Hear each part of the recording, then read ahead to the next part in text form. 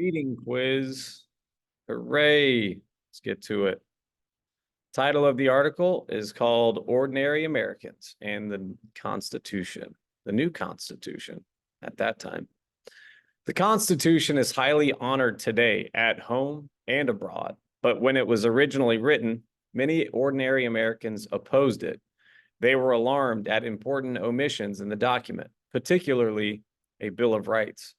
Many believed that the Constitution was the work of men of wealth and importance who meant to weaken what the American Revolution had achieved. This is why many historians agree that if the Constitution had been sent to the people for a vote, it would not have been approved.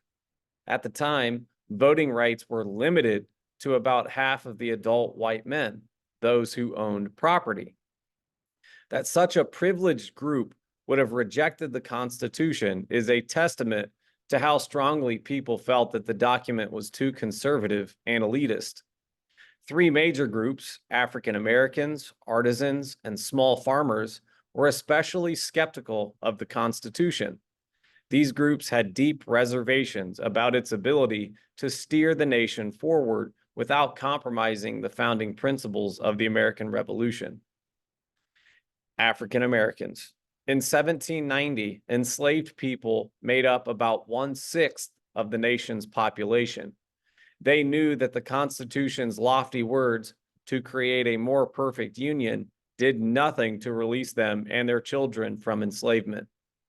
Free African Americans and white anti-federalists who opposed the approval of the Constitution were disturbed by the pro-enslavement character of the document.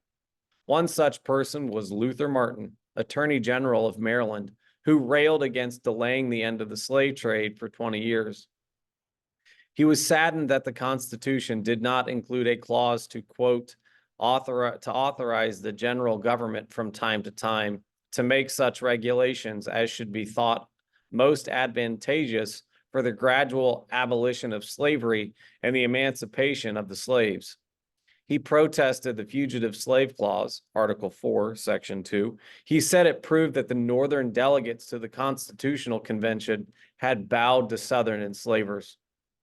In 1845, James Madison's notes on the debates of the Constitutional Convention were finally published. William Lloyd Garrison, the famous abolitionist or person who wanted to get rid of slavery, called the Constitution a covenant with death and an agreement with hell. This feeling grew as the number of enslaved people increased rapidly in the first half of the 19th century. In 1850, Frederick Douglass expressed what many believed about the Constitution, writing in the North Star newspaper, "Liberty and slavery, opposites as heaven and hell, are both in the Constitution." He argued that the meaning of liberty and justice in the preamble should be changed to kidnapping and slaveholding. Artisans. Artisans, or craftsmen who worked with their hands, represented about 1/10 of the population. They did not all think alike, but most supported the Constitution. They knew that the Articles of Confederation, written 10 years before, left the Continental Congress with no taxing power and with no authority to raise an army to protect them from violent protests. They worried that enslaved Black people who wanted freedom or white farmers angry about higher taxes and debt would revolt. Also, they favored a shift of power from state legislatures to a federal government because it promised federal protection for the American-made goods that they produced in competition with British artisans. The result would be higher prices on English products and more people buying American. Yet a great many artisans had also had concerns about the Constitution and worried about being able to borrow money, buy land, and receive education. Believing in hard work and knowing how important people were to the community, many artisans feared the rich would feed off the poor, whom they called the sheep-like masses and the vulgar herd. If the Constitution helped the super wealthy to rise and control business, the small businessman's dreams of success would be shattered. By the late 18th century, most artisans had drifted away from the Federalist Party that supported the Constitution. Proud to live by the sweat of their brows, the artisans passed down their fears of concentrated economic and political power to later generations of workers. Small farmers. Amos Singletary, a farmer from Massachusetts, rose before the state convention gathered in 1788 to decide whether to approve the Constitution. Singletary was a poor farmer with many debts who had just survived a bloody Revolutionary War.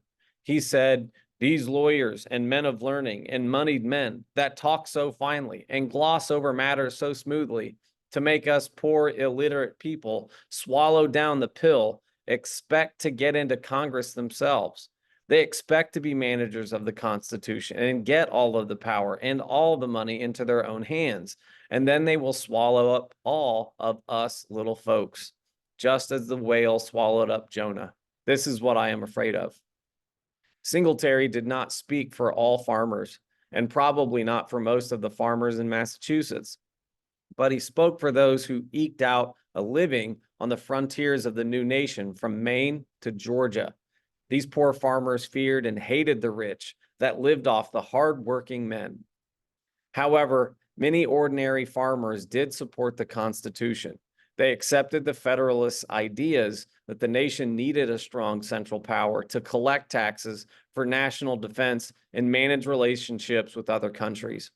But decade after decade, during hard times, farmers would step forward in every part of the expanding nation to protest that a small number of wealthy Americans were benefiting the most from the Constitution.